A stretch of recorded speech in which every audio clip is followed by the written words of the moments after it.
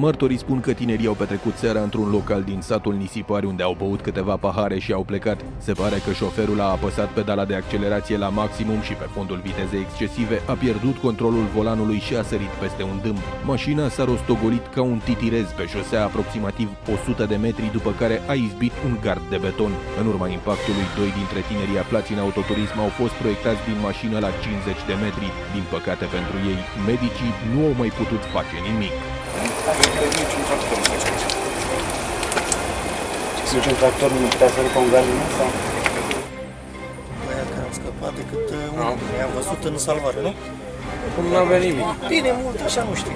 Dar sunt tineri mici? Nu-i cunoaște. Șoferul și alți doi pasageri au scăpat cu viață, însă starea lor este destul de gravă.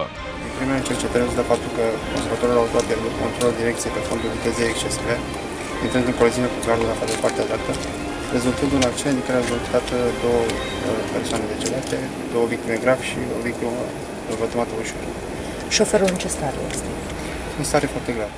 Cercetările continuă. Oamenii legii spun că șoferul avea permisul suspendat. Acestuia îi se va întocmi dosar penal pentru ucidere din culpă.